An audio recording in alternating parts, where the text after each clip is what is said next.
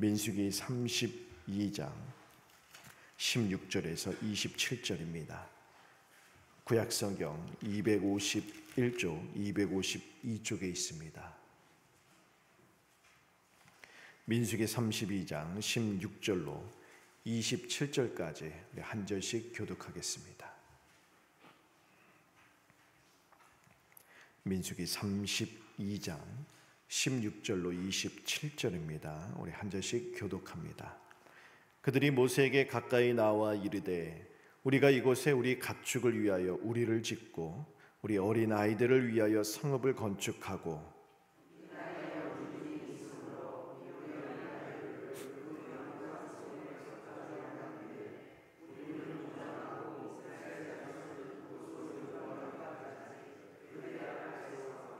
이스라엘 자손이 각기 기업을 받기까지 우리 집으로 돌아오지 아니하겠사오며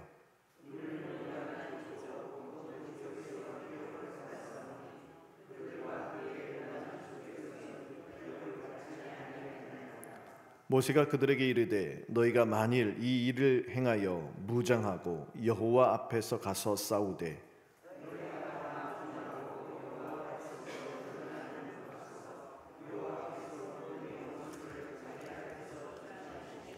그 땅이 여호와 앞에 복종하게 하시기까지 싸우면 여호와 앞에서나 이스라엘 앞에서나 무지하여 돌아오겠고 이 땅은 여호와 앞에서 너희의 소유가 되리라마는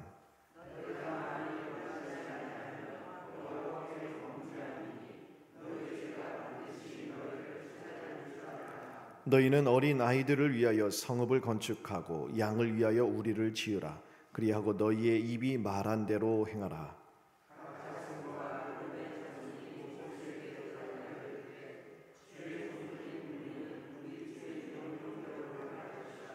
우리의 어린 아이들과 아내와 양떼와 모든 가축은 이곳 길르앗 성읍들에 두고 종들은 우리 주의 말씀대로 무장하고 여호와 앞에서 다 건너가서 싸우리이다. 아멘.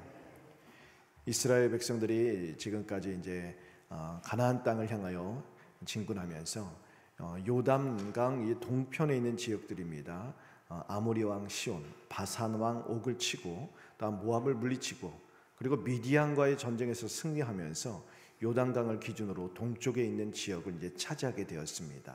그때 오늘 우리가 이제 16절부터 읽었는데요. 이 앞부분을 보면 민수기 32장에 르우벤 지파 그리고 갓 지파가 모세에게 나와서 그 땅을 우리에게 기업으로 달라 그렇게 요청을 합니다.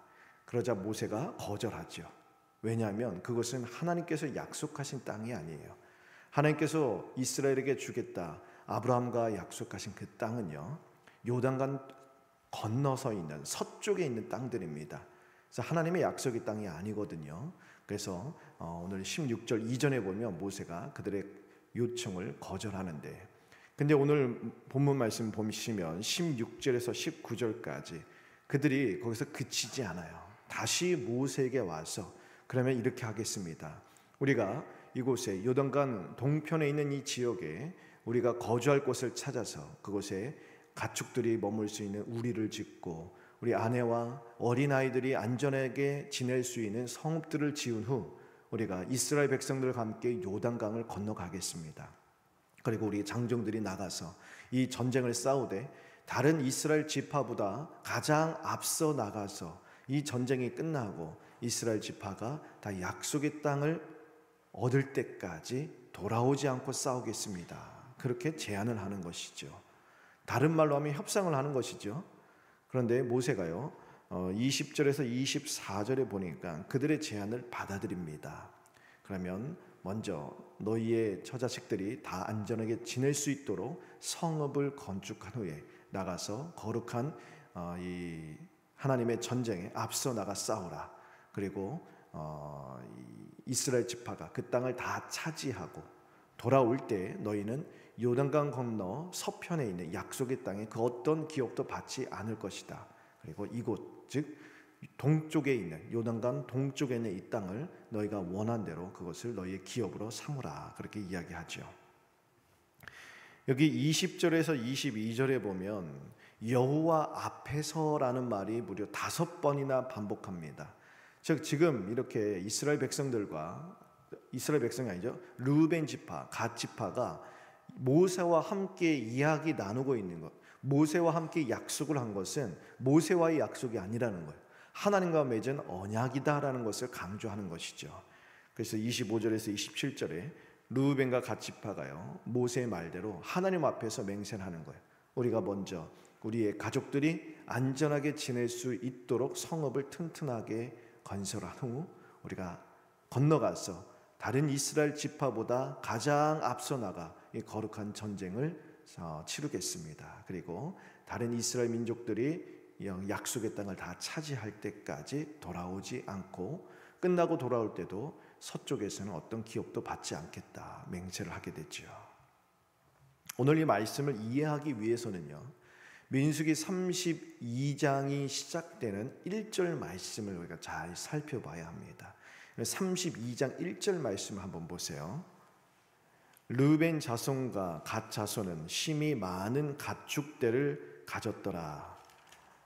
그들이 야셀 땅과 길르앗 땅을 본즉 그것은 목축할 만한 장소인지라, 그렇게 기록이 되어 있지요. 여기 보시면 르우벤 지파, 갓 지파가요, 여기 야셀 땅과 길르앗 땅은 바로 이들이 달라고 요구한 요단강을 건너가기 전, 요단강 기준으로 동쪽에 있는 지역, 하나님이 약속하시지 않은 땅이에요. 이것을 왜 우리에게 달라고 요청합니까? 그곳을 본즉, 여기에서 모든 문제가 시작되는 거예요. 이것을 본즉, 이 땅은 그들이 보기에도, 그리고 실제적으로도요, 그들이 갖고 있는 모든 그런 가축들을 먹일 수 있는, 키울 수 있는 목축할 만한 장소였습니다. 푸른 초장이 있었다는 거겠죠. 여기서 소를 키우고 양을 키우고 방목을 하면 아주 잘 지낼 수 있겠다. 반대로 요단강을 건너가면요, 그것은요 목축할 만한 장소가 아니에요. 그것은 농사를 지으는 것이에요. 이른 비와 늦은 비를 하나님이 내려주셔서 시마다 때마다 하나님이 주신 은혜에 의존하여서 농사를 지어야 하는 곳이죠. 그런데 요단강 건너가기 동쪽에 있는 지역은요, 농사보다 푸른 목초지가 끝없이 펼쳐져 있는 목축할 만한 장소, 농사 짓지 않아도 충분히 먹고 살 수 있어 보이는 지역이었다는 거예요. 그래서 그 지역을 달라, 그렇게 요구하는 것이죠. 그것은 분명히 약속의 땅이 아니에요. 그럼에도 불구하고 자기들의 눈에 보기에 잘 살 수 있을 것처럼 보이기에 그 땅을 요구했다는 것입니다. 그러면 성경에서는요, 본다라는 것을 종종 믿음과 반대되는 개념으로 설명합니다. 고린도 후서 5장 7절에 우리가 믿음으로 행하고 보는 것으로 행하지 아니한다, 그렇게 기록하죠. 인류의 첫 범죄가 시작될 때 한번 보세요. 창세기 3장 5절에 6절에 보면 여자, 하와가 본즉 무엇을 봐요? 하나님이 금지하신 열매를 본즉, 나무를 본즉 먹음직도 하고 보암직도 하고 지혜롭게 할 만큼 탐스럽게도 한 나무다. 어디서부터 시작되죠? 그 나무를 본즉. 룻도 보세요. 창세기 13장 10절에 보면 룻이 눈을 들어 요단 지역을 바라본즉, 누구예요? 저기 아브라함과 룻이 서로 이 소유물, 이 가솔이 많아지고 이 양떼와 소떼가 많아지니까 서로 충돌하잖아요, 하인들이. 그러자 아브라함이 다 가서 너가 먼저 이쪽을 택하면 내가 저쪽으로 가고, 네가 이쪽을 택하면 내가 저쪽으로 가겠다. 그때 룻이 눈을 들어 본즉, 소돔과 고모라가 있는 지역이잖아요. 그것을 보니까 창세기 13장 10절에 여호와의 동산 같고 애국과 같았다라고 했어요. 눈으로 보니까 좋아 보였다는 거예요. 그런데 그것은 소돔과 고모라 땅이었지요. 그것을 선택했다는 것입니다. 이처럼 성경에는요, 본다라는 것, 이 본다라는 것을 믿음과 반대되는 개념으로 설명합니다. 단순히 본다라는 게 아니죠. 눈에 보기에 좋은 것을 택한다라는 거예요. 이스라엘 백성들이 지금 그러고 있습니다. 르우벤 지파, 갓 지파가.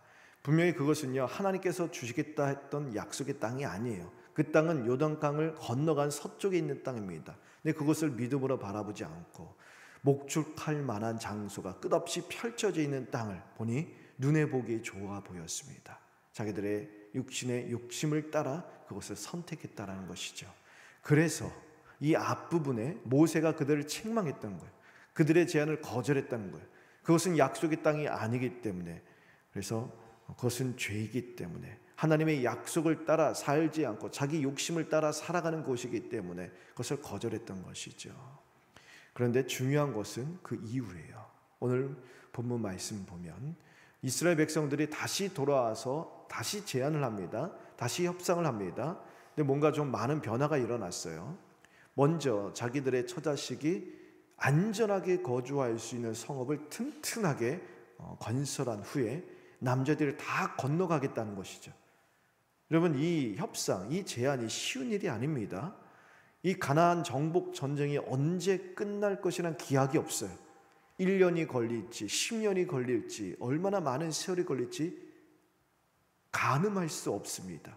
그리고 장정들이 다 건너갔어요. 아무리 튼튼하게 성읍을 지었다 하더라도 주변에 수많은 이방 민족들이 있는데 이들이 언제 와서 우리 처자식들이 있는 이 성읍을 공격할지 알 수 없지요. 그들의 안전을 보장할 수 없습니다. 그리고 정복 전쟁에 가장 선두에 선다고 했잖아요. 가장 앞서 나가서 싸우다 보면 불가피하게 생명을 잃을 수밖에 없지요. 그러면은 아무리 안전하게 성읍을 건설해 놓고 그 땅 목축할 만한 지역, 아주 잘 살 수 있는 모든 터전을 다 마련해 놨다 하더라도 전쟁에 나가서 싸우다 죽고 나면 아무리 소용이 없는 거예요. 너무 위험한 일이죠. 그런데 그렇게 하겠다라고 제안을 하고 하나님 앞에서 맹세까지 하게 됩니다. 어떤 변화가 일어났다는 것이죠. 본문에는 어떤 회개나 이들이 하나님 앞에 뉘우쳤다 이런 기록이 하나도 없습니다. 하지만 그들의 마음 가운데 어떤 일종의 변화가 일어났다는 것을 볼 수 있습니다. 그리고 그들이 맹세한 대로 정말 다른 형제들 이스라엘 지파보다 가장 먼저 앞서 나가서 선두에 나가 이 전쟁을 치르게 됐지요.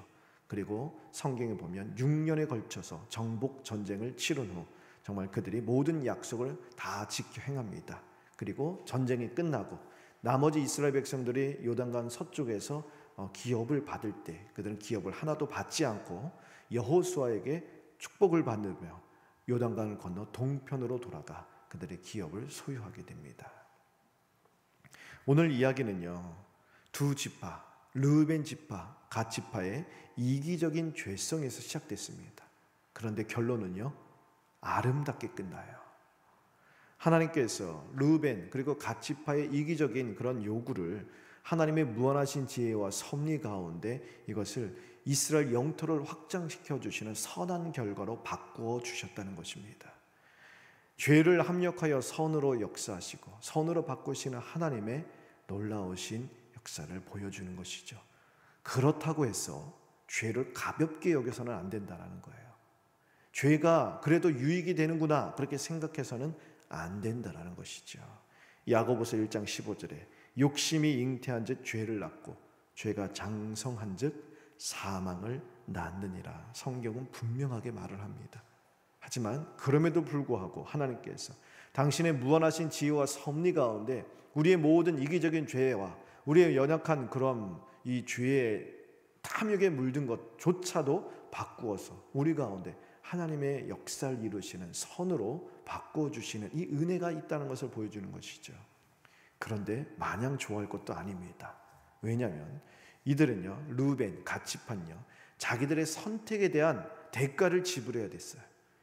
자기들의 욕심을 따라 선택한 것을 하나님 바꾸어 선한 결과를 이루어 주셨을지도 몰라도 나중에 그들의 그런 선택에 대한 책임을 져야 됐습니다. 이 갓 르우벤 지파는요, 전쟁이 끝나고 돌아왔습니다. 자기들이 원하는 대로 눈에 보기에 좋은 목축할 만한 곳에 정착을 하고 살아갔습니다. 하지만 요단강 건너편에 살았잖아요.